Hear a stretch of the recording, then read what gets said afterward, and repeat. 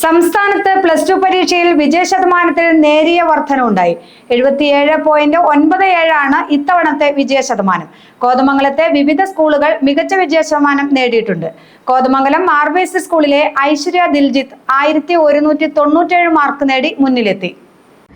സംസ്ഥാനത്ത് 77.97% പേരാണ് ഇത്തവണ +2 പരീക്ഷയിൽ ഉപരിപഠനത്തിന് അർഹരായത്.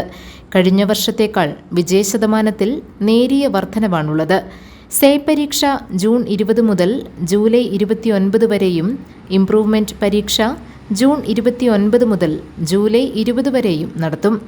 കോതമംഗലത്തെ സ്കൂളുകളിലും മെച്ചപ്പെട്ട വിജയശതമാനമാണുള്ളത്.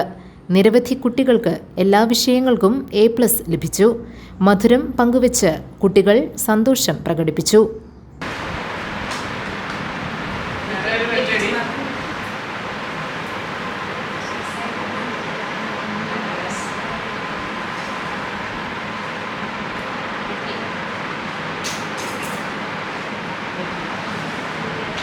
ഇതിൽ വളരെ നല്ല സന്തോഷമുണ്ട്.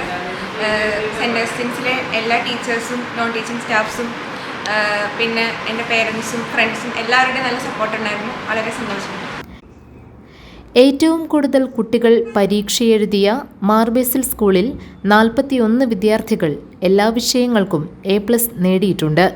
ഈ സ്കൂളിലെ ഐശ്വര്യ ദിൽജിത്ത് 1200-ൽ 1197 മാർക്ക് നേടി ഏറ്റവും മുന്നിലെത്തി. ചെറുവട്ടൂർ വൃന്ദാവൻ വീട്ടിൽ R. ദിൽജിത്ത്, ആശ C. നായർ ദമ്പതികളുടെ മകളാണ് ഐശ്വര്യ. നമ്മൾ നോക്കുമ്പോൾ 41 ഫുൾ A+ ഉണ്ട്. ടോട്ടൽ ആവറേജ് റിസൾട്ട് വെച്ച് നോക്കുമ്പോൾ നല്ലൊരു റിസൾട്ടാണ് മാർബേസ് സ്കൂളിൻ്റെ. സയൻസിലും അതുപോലെ ഹ്യൂമാനിറ്റീസിലും കൊമേഴ്സിലുമായിട്ട് നല്ല റിസൾട്ട് വന്നിട്ടുണ്ട്. ഹ്യൂമാനിറ്റീസിലും ഫുൾ A+ ഉള്ള കുട്ടികളുണ്ട്. അതൊരു നല്ല അച്ചീവ്മെൻറ്റാണ്.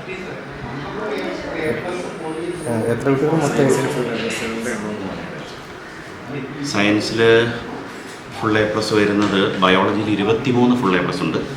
കമ്പ്യൂട്ടർ സയൻസിൽ 9 പേരാണ്. ഹ്യൂമാനിറ്റീസിൽ 2 കുട്ടികൾക്ക് ഫുൾ A+ ഉണ്ട്.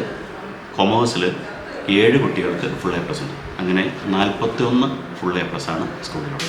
ഈ സ്കൂളിലെ ടോപ്പ് സ്കോററായിട്ട് വന്നത് ഐശ്വര്യ ദിൽജിത്ത്.